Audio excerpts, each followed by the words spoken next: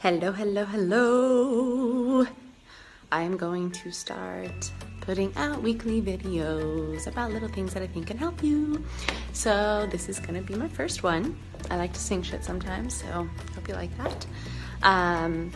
This is going to be about how powerful our thoughts are. And I think most of us can intellectually understand that, like, oh yeah, our thoughts are powerful. What goes on up there is super powerful. It's what creates our lives, or at least, I don't know, maybe you don't get that. But I am a life coach, and this is the basics of it.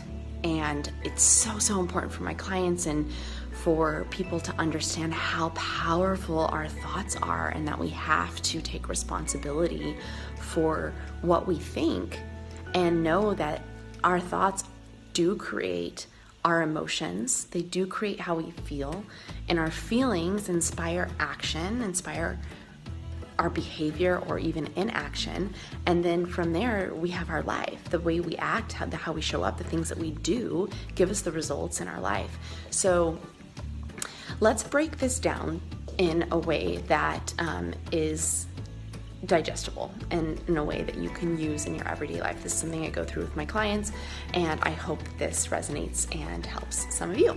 So it always starts with a circumstance. So circumstances are the facts of our life. No opinions added. No descriptives, right? It is just, so for example, this is a circumstance in my life. I am a woman.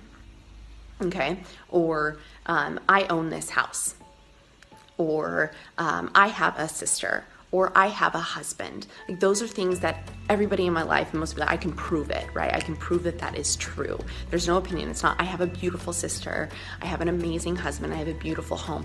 That's when we start adding descriptions to the facts in our life. So we must break things down as our circumstances being completely neutral until we have a thought about it.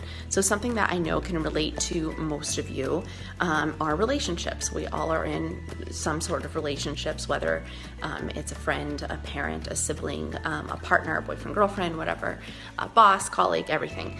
So let's give the example of partner relationships, because I coach a lot of people on that, and it just resonates really well. So I have a husband, okay? That is a circumstance in my life.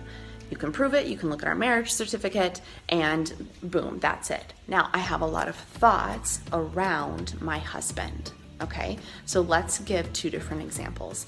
I can think, I have a husband, I love him, he's so handsome, he's a total dork, he makes me laugh, he loves to surprise me with trips or with funny things, he totally helps with the house, all of his friends totally adore him, and I see the love they have for him, and it makes me love him even more. And when I think those thoughts, it generates this feeling of just appreciation and love and gratefulness. And then when I see him, I show up with that love for him, and I hug him and I kiss him, and I want to be just so loving towards him, because I'm thinking all these amazing thoughts about him, right? Well, that's a practice. I have to practice that, because I could very well be thinking a bunch of different things about my husband, right? So I don't know, anything that people can think, oh, he doesn't help me with this, he doesn't show me enough affection, oh, he's so stubborn, why can't he just do it this way? If he could just act this way, I know that I would be happier, and I can't believe that he did that. All of these things that I could think, and then I feel annoyed and frustrated and even resentful. Been there, done that, by the way. Doesn't serve me. And so then I show up feeling annoyed and resentful towards him, and I don't embrace him. I don't love on him. I don't be my goofy, fun self, because I'm holding on to this negative feeling, and it totally creates my actions and behavior that don't benefit me or our relationship. And then the result is not the best relationship with my husband. So I am choosing to think those thoughts about him on both ends and everywhere in the middle. Once I accept that it is completely in my power to think what I want about him changes everything. I take full responsibility for my thoughts about him or anything in my life. And I get caught up in it too. Everybody does, right? But the sooner we accept that circumstances are completely neutral, then you have a thought about it. That thought creates a feeling. Our feelings inspire action, inaction, or reaction. And all of those things create the results in our life, right?